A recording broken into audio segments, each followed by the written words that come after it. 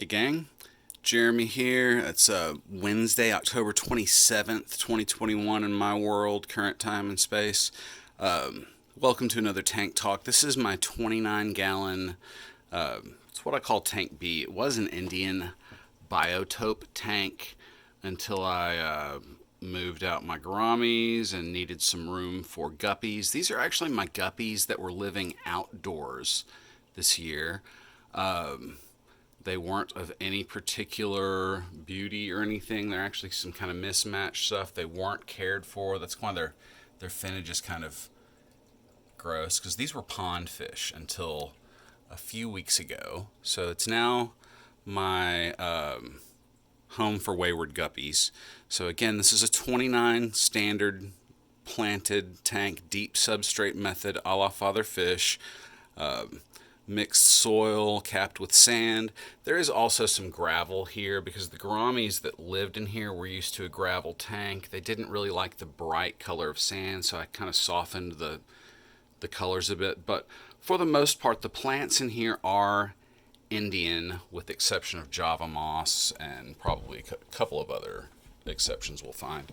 But like Rotala rotundifolia, Hygrophila deformis, Nymphia stellata. This guy's going to get some... Actually, I'm about to do some big tank maintenance, and that's why the camera is pointed on this, because I'm going to show you guys a little bit of how I do my quick tank checks, as I call them, and show you some little things about this tank. Also, water sprite back here doing terribly. I'm not sure exactly why it's doing so poorly. The light was significantly lesser. I've just pulled out all of the floating, or not all, a lot of the floating plants, and I'll show you that.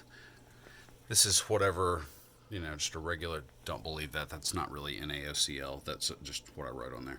But this is just what I collect floating plants. So I go around, get all the floaters out, and at that point, I can do a quick dip.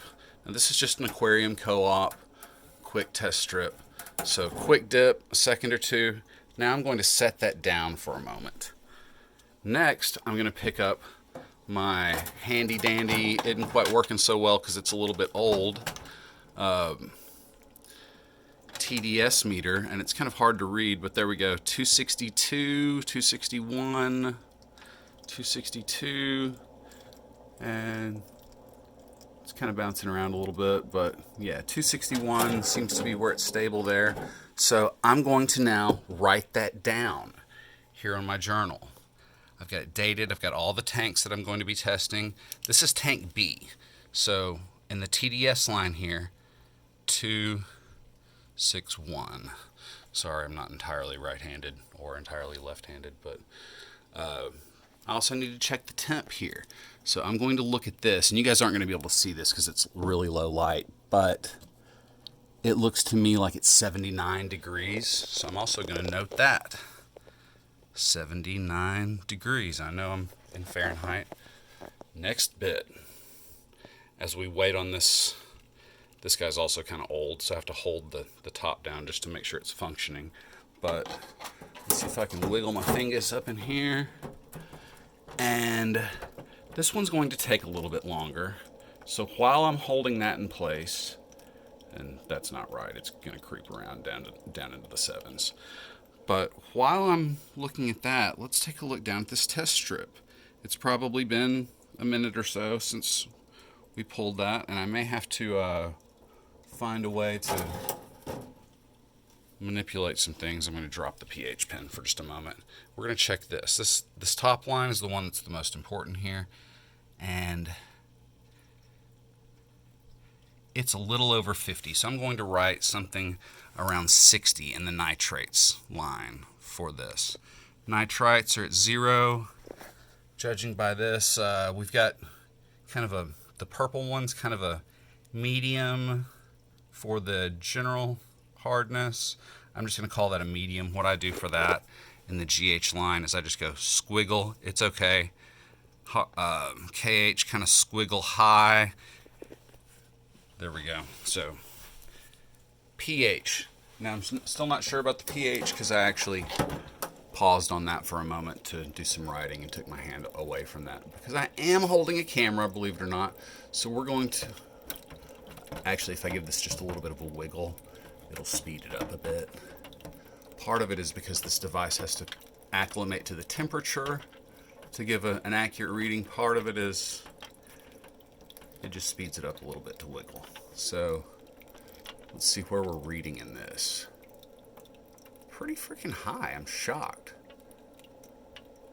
But that's why I check this, because you can see I'm a little bit low in water. I need to know exactly how I'm going to mix my water.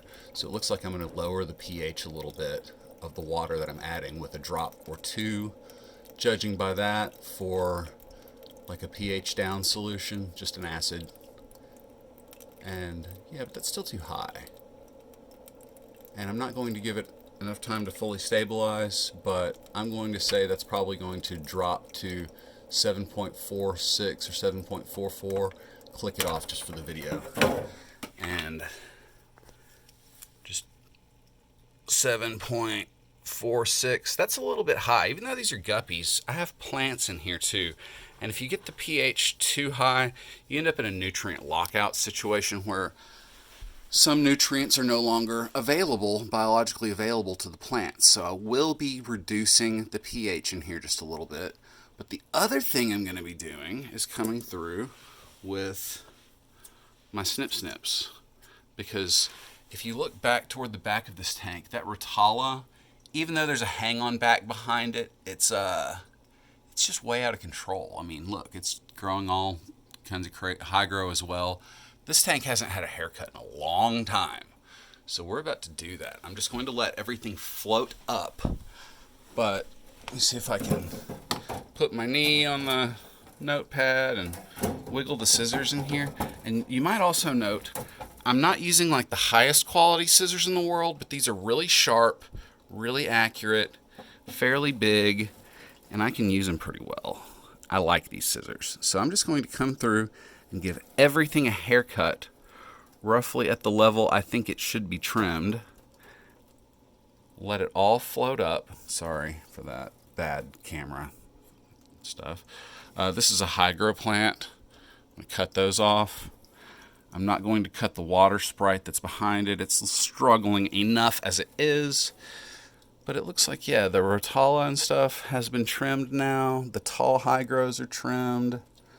They'll bush out now. There's some other interesting plants down here that I planted as I was getting rid of some of the floaters. Let's see if we can get a view in here. There it is. Right about there. Green Myrio. It's an Asian plant that's kind of slow growing, but also another plant that I don't have identified. This was sold to me as a limnophila, and I don't believe that it is. It may be, but the gentleman who sold it to me as Limnophila sessiflora, which it is not. And that's just something we run into in this hobby. Sometimes things aren't what they are supposed to be. So he said, oh, it's in its winter foliage. Well, it's been in its winter foliage now for a year. So, whatever.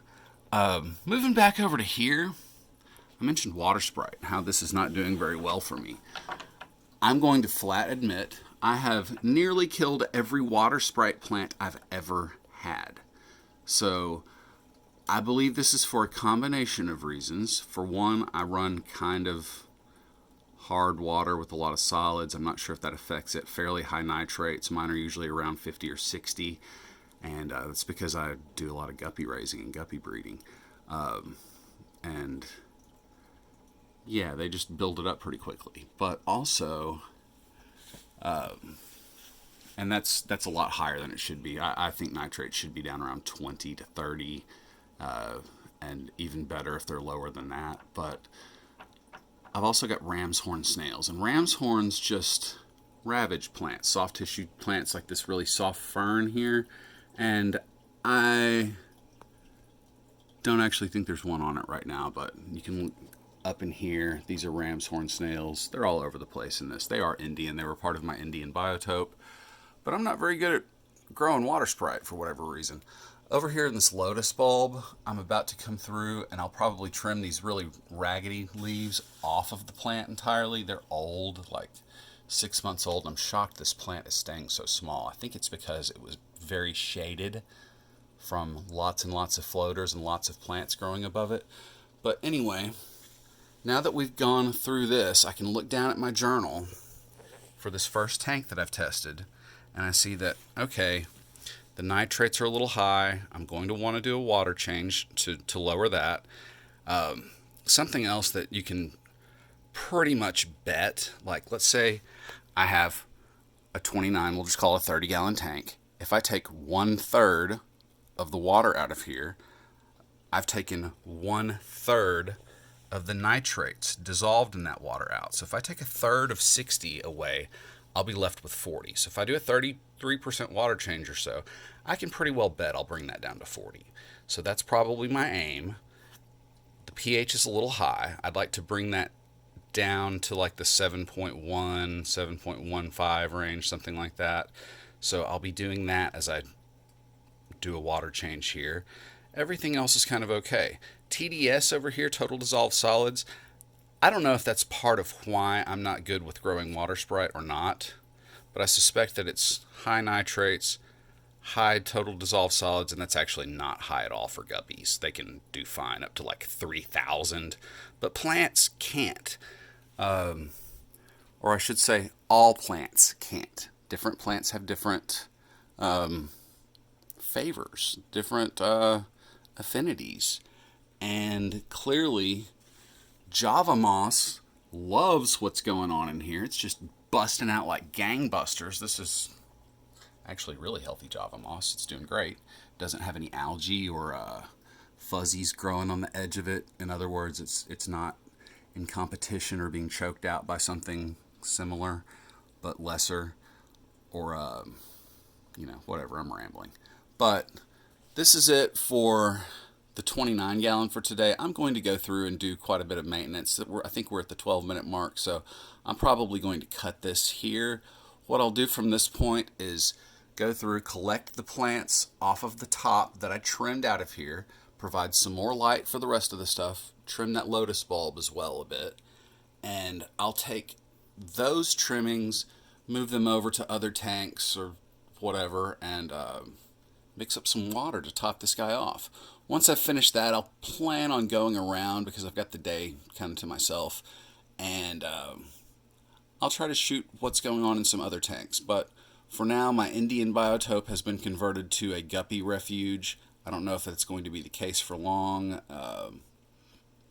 These are probably my least healthy guppies. There's nothing at all special about them other than some of them are kind of cool in color, but they're just, like I said, these were my outside fish. So I'll let this colony go for a little bit, see what happens. Actually, this guy up here looks terrible. I might even pull him back out and cull him. I don't know if this guy has tuberculosis or something, but bent back, kind of skinny.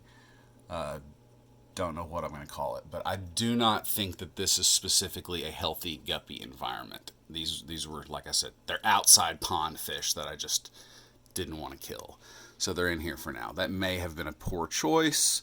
I'll find out as time progresses. Thanks for watching. Give me a like, subscribe if you enjoy this sort of thing and tank talks. I will continue and try to produce another couple over the next day and share them with you. Thanks.